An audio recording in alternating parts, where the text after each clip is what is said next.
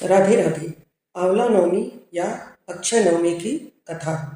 आंवला भगवान विष्णु को अति प्रिय है, इसलिए भगवान के प्रिय मास कार्तिक मास की शुक्ल पक्ष की नवमी तिथि को आंवले के पेड़ की पूजा की जाती है। इस दिन आंवले के पेड़ के नीचे बैठकर पूजा करनी चाहिए, भोजन बनाना चाहिए, ब्राह्मणों को भोजन कराना चाहिए और स्वयं भी भोजन करना चाहिए। इसी दिन इस कथा को भी आंवले के पेड़ के नीचे बैठकर पढ़ना चाहिए। प्राचीन काल की बात है। कावेरी नदी के पास देवशर्मा नाम से एक ब्राह्मण रहते थे जो वेदों को पढ़ते थे और इसमें विद्वान थे।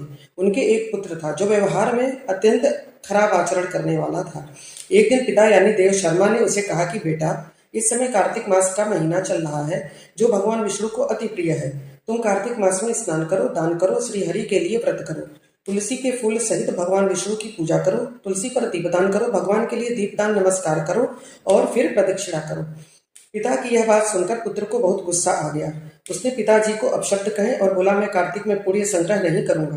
पुत्र का यह वचन सुनकर विद्वान को क्रोध आया और उन्होंने क्रोध में पुत्र से बोला, दुर्बुद्धि, तू वृक्ष के खोखले में चूहा हो जा। इस श्राप के भय से डरे हुए पुत्र ने पिताजी को नमस्कार करके पूछा कि पिताजी, मेरा अपराध क्षमा करें और इस योनि से मुक्ति का उपाय बताएं। इस प्रकार पुत्र की विनती करने पर ब्राह्मण ने श्राप का कारण बताया। जब तुम भगवान को प्रिय लगने वाले कार्तिक व्रत का महात्म्य सुनोगे, उस समय उस कथा के सुनने मात्र से तुम्हारी मुक्ति हो जाएगी। पिता के ऐसे कहने पर वह उसी समय चूहा हो गया और कई सालों तक वनों में घूमता रहा। एक दिन कार्तिक मास में विश्वामित्र जी अपने शिष्यों के साथ वहां आए। वो भगवान की पूजा के लिए आंवले की छाया में बैठे। उन्होंने अपने शिष्यों को कार्तिक मास का महात्म्य सुनाया। उसी समय कोई एक शिकारी वहां आया। उसने ऋषियों को डराया और मारने की धमकी दी, लेकिन महात्मा के दर्शन मात्र से उसकी बुद्धि ठीक हो गई। उसने ब्राह्मणों को नमस्कार करके कहा, आप लोग यहाँ क्या कर रहे हैं? मेरी जानने की इच्छा है। उसके पूछने पर विश्वामित्र जी बोले, कार्तिक मास सब महीनों में श्रेष्ठ बताया जाता है। उसमें जो भी कर्म किया जाता है वह बरगद के बीज की तरह से बढ़ता है।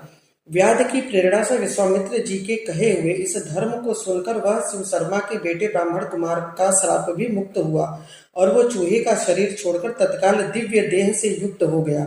इस प्रकार वो विश्वामित्र को प्रणाम करके स्वर्ग को चला गया। शिकारी भी तब से कार्तिक मास के नियमों का पालन करने लगा। इस तरीके से अक्षय नवमी या आंवला नवमी श्रेष्ठ माना जाता है और कार्तिक महीने की महिमा महान है। राधे राधे।